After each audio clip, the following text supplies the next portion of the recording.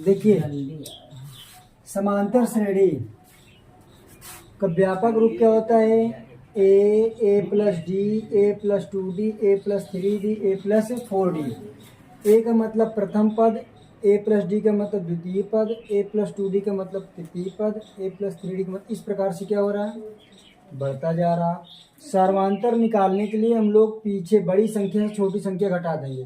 अर्थात निकालना हो, अगर A2 से A1 घटाएं तो जितना आएगा वो वैल्यू, A3 से A2 घटाएं जितना आएगा ये वैल्यू, A4 से A3 घटाएं। अगर पीछे से इसमें से इसको घटाएं और वैल्यू सब क्या है? बराबर। घटाने पे क्या है? बराबर। तो उसे क्या बोलेंगे? समांतर श्रेणी। जैसे अगर लिख दिया जाए 2, 4, 6, 8, 10, बताइए समांतर श्रेणी में है क्या है? समांतर श्रेणी। तो देखो इसको क्या करेंगे? A2 तो 4 में से 2 गए 2, 6 में से 4 गए 2, 8 में 6 गए 2, 10 में से 8 गए 2। तो क्या ये समांतर श्रेणी है? हाँ, ये क्या है? समांतर श्रेणी है। तो हम लोगों को क्या होता है, इसे पता करने के लिए क्या लगाते हैं? डी। क्या लगाते हैं? डी। डी बराबर क्या होता है? A2 minus.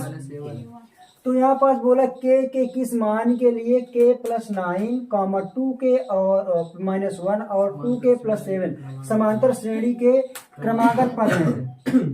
तो हल करेंगे। तो देखिए हल करेंगे तो सबसे पहले इसको लिख लेंगे। क्या लिखेंगे? k प्लस 9, फिर क्या है? 2k माइनस 1, फिर क्या है? 2k plus 7। तो A1 बराबर कितना दे दिया? k plus 9। A2 बराबर कितना दे दिया? 2k minus 1। और A3 बराबर कितना दे दिया?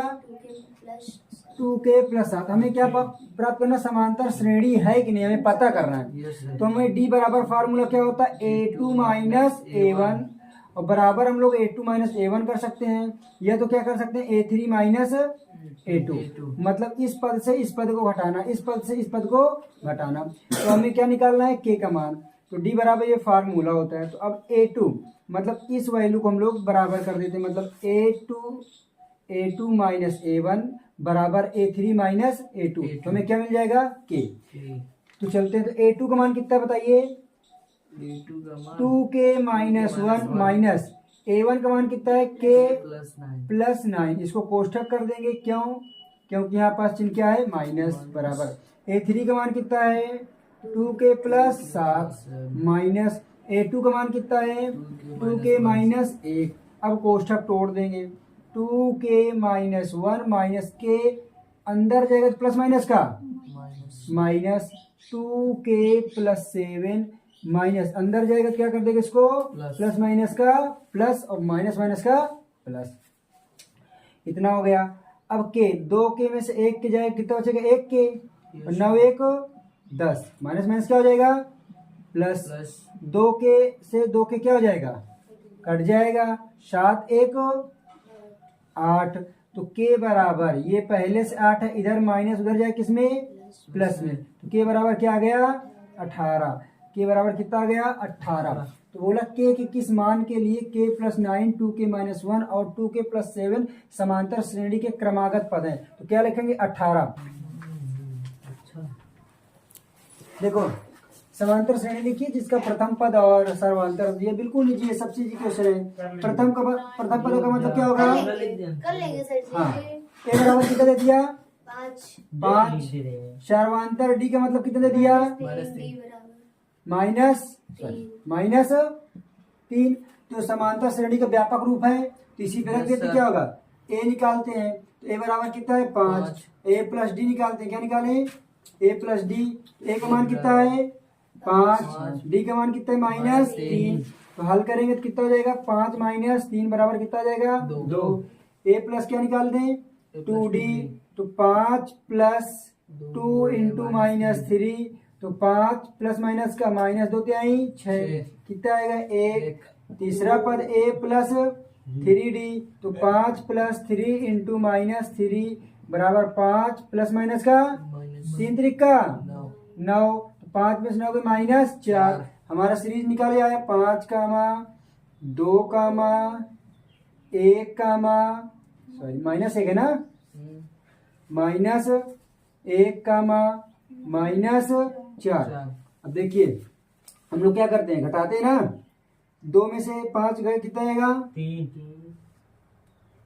कितना आएगा, -3 है ना। अब देखिए फिर 1 में से 2 जाएगा तो माइनस माइनस का प्लस, कितना हो जाएगा, -3। फिर 4 में से 1 जाए, कितना आ जाएगा, -3। इस प्रकार से -3 करते जाएंगे, ऐड करते जाएंगे, क्या आ जाएगा, समांतर श्रेणी। तो हमें यही निकालना था। हो गया। चलो 27, 24, 21, 18 डॉट डॉट डॉट कौन सा पद शून्य है, ठीक है। इसमें एनवा पद होता है, एनवा पद कितना दिया है, एनवा पद को हम लोग रिप्रेजेंट एन से भी करते हैं, किससे, एन से, या तो एनवा पद a plus n minus 1 into d. N क्या है, पदों की संख्या, डी क्या है, सर्वांतर, ए क्या है, प्रथम पद, एनवा पद। तो इसमें बोला ये में कौन सा पद शून्य है, तो बोला कौन सा पद शून्य है, तो मतलब कौन सा पद का मतलब उसने सीधा सीधा पूछ लिया एनवा पद। क्या पूछा है, जब कौन सा पूछे तो एनवा पद, तो एनवा पद बराबर क्या दे दिया, एनवा पद बराबर 0। अब देखिए यहाँ ए बराबर कितना दे दिया, 27। तो सर्वांतर डी बराबर क्या होता है, A2 minus A1, A1 A2 A3 A4 तक नहीं होता। तो डी बराबर क्या निकालेंगे, डी बराबर A2 का मान कितना है, 24 माइनस A1 का मान कितना है, 27। तो डी बराबर कितना आ गया, -3। हमें क्या निकालना है, कौन सा पद। जब पद पूछ ले तो हम लोग तुरंत फार्मूला लगा देंगे ये वाला। तो ए एन बराबर कितना होता है, a plus n minus 1 into d. तो हमें पदों की संख्या n निकालना है। तो ए एन का मान कितना है, 0, ए का मान कितना है, 27, एन माइनस 1 इंटू डी का मान कितना आ गया, -3। तो 0 बराबर 27 प्लस 3 को इसमें गुणा करेंगे, क्या हो जाएगा, -3n, और माइनस माइनस का प्लस 3, कोष्टक खोलेंगे तो हो जाएगा 27 प्लस माइनस का माइनस 3n प्लस 3। तो 0 बराबर 27 और 3 कितना हो जाएगा, 30 माइनस 3n। तो क्या करेंगे, अब ये इधर माइनस में, इधर किस में आएगा, प्लस में। तो 3n माइनस बराबर 30। तो n बराबर कितना हो जाएगा, 30/3, 3 धाम में 30। पदों की संख्या कितनी आ गई, n बराबर 10। हमें कौन सा पद 0 होगा, मतलब 10वां पद क्या होगा, 0। चाहे चेक कर लो, 27 में से 3 गए, 24 में से 3 गए, 21 में से 3 गए, 18 में से 3 गए, 15 में से 3 गए, 12 में से 3 गए, 9 में से 3 गए, 6 में से 3 गए, 3 में से 3 गए, 6। 10वां नंबर पे 0 आ जाएगा। कितने नंबर पे, 10वां नंबर। तुम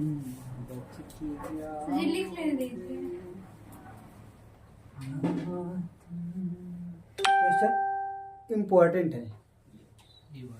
किसी समांतर श्रेणी का 5वां पद 11 और 9वां पद 7 हो तो 16वां पद निकालना है। ऐसे क्वेश्चन पेपर में फंसेगा, बहुत इंपॉर्टेंट है, ध्यान समझिएगा, थोड़ा सा धैर्य रखिए, दिल थाम के बैठिए। हम लोग स्टार्ट करते हैं। इसलिए पहले पढ़ते हैं किसी समांतर श्रेणी का 5वां पद।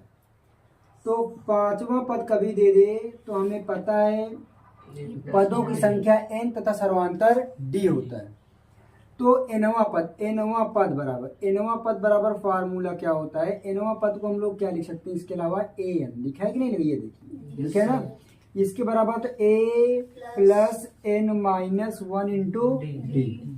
तो पांचवा पद पदों की संख्या 5, मतलब n बराबर कितना दे दिया, 5। a5 बराबर कितना दे दिया, 11 है। फिर बोला है कि और 9वां पद कितना है, 7।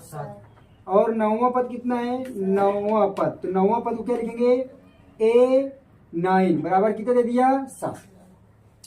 तो देखिए an, ये an दिख रहा नहीं दिख रहा, देखिए ध्यान से, an दिखा नहीं दिखा। तो इसके बराबर कितना है ये, तो हम लोग इस सूत्र में इसको हटा दिया, क्या करें, इसको हटा दिया गया। तो an बराबर कितना है, 11। कितना है, 11 बराबर a का मान नहीं दिया है, a प्लस n के देखो n के स्थान कितना है 5 -1 इंटू डी नहीं दिया ना डी। अब हम लोग इसको हल कर लेंगे। 11 बराबर a प्लस 5 में से एक है ना यहाँ पास, 5 में से एक है 4 इंटू डी। समीकरण कितना होगा समीकरण। अब हमें दिया 9वां पद, तो a9 बराबर कितना दिया है 7। तो a9 को हम लोग क्या लिख सकते हैं, यहाँ से देखिए a9 कितना है 7, a प्लस n का मान कितना है 9। यहाँ देखिए n बराबर है 9 -1 इंटू डी। तो 7 बराबर a प्लस 9 में से एक गए 8 इंटू डी। समीकरण इसको क्या मान लेंगे 2। समीकरण 1 और 2 से क्या कर देंगे, जब हम हल करना स्टार्ट कर देंगे। समीकरण 1 व 2 से तो 11 बराबर a प्लस 4d है, और यहाँ कितना है 7 बराबर a प्लस 8d। अब देखिए यहाँ पास क्या कर दें, घटाने पर विलोपन समीकरण से यहाँ क्या होगा माइनस माइनस और माइनस, ऐसे क्या हो जाएगा 11 में से 7 गए 4, 4 में से 8 गए -4 इंटू डी। अब डी बराबर निकालना है तो 4 बटे 4, तो 4 से 4 क्या हो जाएगा डी बराबर कितना आ गया -1। डी का मान कहाँ रख देते हैं हम लोग, डी का मान समीकरण 1 में। समीकरण 1 रखो चाहे 2 रखो, जिसमें तुम्हें रखना हो। तो क्या है 11 बराबर a प्लस 4d। तो 11 बराबर a का मान कितना है a का मान निकालना, d का मान आ गया ना 4 इंटू डी का मान -1। फिर 11 बराबर a 4 का नाम 4, तो 11 माइनस इधर किसमें आएगा प्लस में a बराबर कितना आ गया 15। a का मान आ गया और d का मान कहाँ गया, ये d का मान आ गया। जब a और d का मान मिल गया तो हमें कौन सा मान निकालना है 16वां पद निकालना था। तो जब 16वां पद निकालना है तो 16 को क्या लिख सकते हैं a 16 बराबर a plus n-1 into D. a का मान कितना आ गया हमारे पास 15 प्लस n का मान कितना है 16, ये छिपा है ना 16 माइनस 1, डी का मान कितना है -1। तो 15 प्लस 16 में से एक गए 15। अब देखो 15 को 1 में माइनस का गुणा कर देंगे, तो 15 में से एक गए 15 का नाम 15 प्लस माइनस का ये क्या हो जाएगा 0। अर्थात हमारे पास a 16 का मान कितना है 0। अब यही हमें क्या पूछा था 16वां पद ज्ञान हो गया।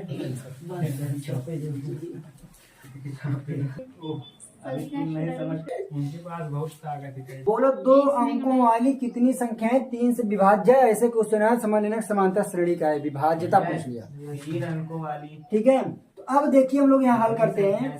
तो देखिए 2 अंकों वाली मतलब क्या होगा 2 जिसमें 2 डिजिट हो, जैसे 1 0 ये क्या है 2 अंकों वाली। क्या ये 2 अंकों वाली है, तो क्या ये 3 से विभाज्य है नहीं है।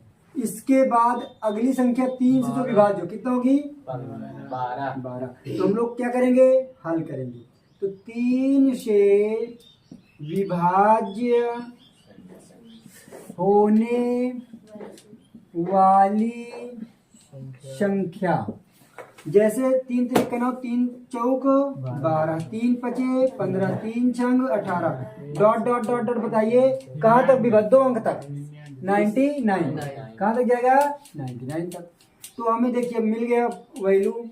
तो a बराबर कितना हो गया 12, d बराबर कितना हो जाएगा a2 माइनस a1 बराबर कितना होगा 15 माइनस 12, तो कितना आ जाएगा 3, d बराबर आ गया।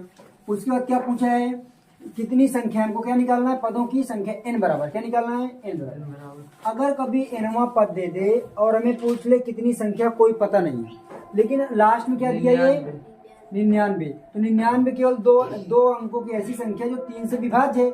इसके बाद 3 संख्या आ जाएगी, तो ये अंतिम पद होगा ना 3 से विभाज्य होने वाले, है ना। तो अंतिम पद क्या होता है, तब अंतिम पद l बराबर वही nवां पद की जैसे फार्मूला होता है a प्लस n-1 इंटू ये फार्मूला होता है। तो अंतिम पद l बराबर कितना दे दिया 99, कितना दिया है 99, इस पे रख देते हैं। तो 99 बराबर a का मान कितना है 12, n का मान क्या करना है निकालना, d का मान कितना है 3। तो देखिए 99 इधर प्लस इधर आएगा माइनस में बराबर n-1 इंटू 3।